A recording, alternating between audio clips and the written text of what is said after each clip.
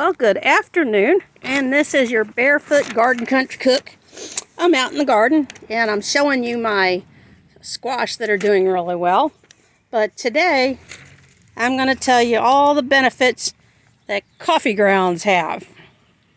Yeah, this is a container of coffee grounds that we hadn't gotten into, and it turns out it's out of date. So if you're ever wondering what to do with your coffee grounds, even ones that you've, run through your coffee pot, you put them in your garden.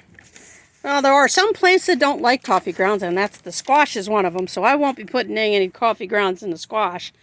But plants that love coffee grounds is tomatoes and even your pepper plants. You can see these are the smaller plants that I had, and my bigger ones are doing really well over there in the sunlight.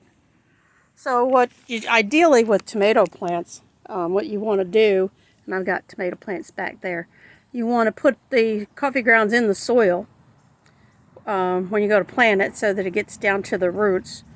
But you can also break the dirt up a little bit after you sprinkle some coffee grounds on it. Break the dirt up and then water them real good.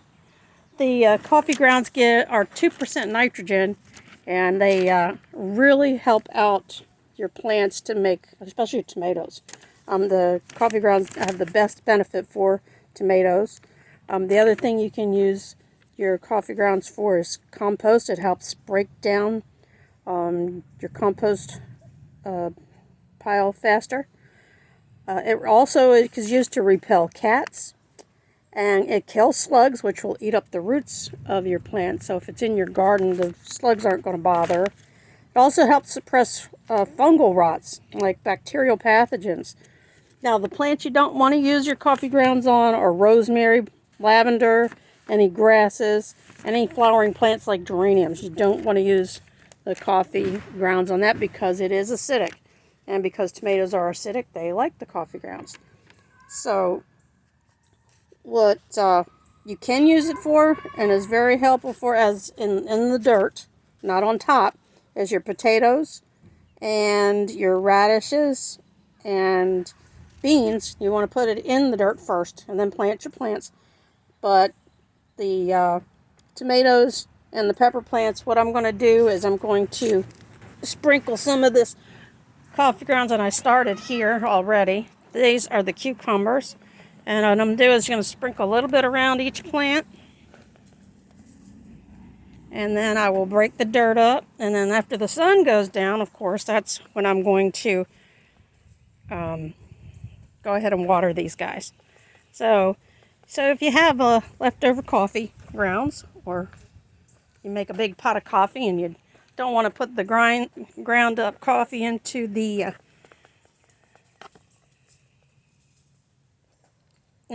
garbage can, then just take it, put it out in your garden. Just don't do it around your flowers. And if you're going to use it for your beans when you get ready to plant your beans, which I'm going to get ready to do here, is you want to make sure that you put it in the dirt and not on top of the plants. So I'm just going to spread it through, just like this.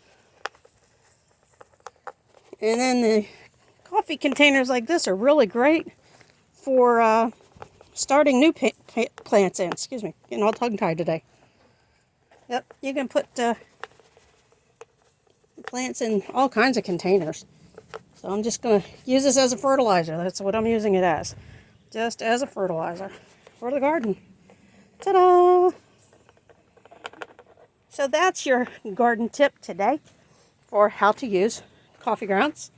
And next, we'll see what other kind of information I can get to you. I've got some tips on how to start on a budget, and that'll be a video upcoming. So stay tuned, come back and visit often, and as I always say, there's nothing like a barefoot country garden.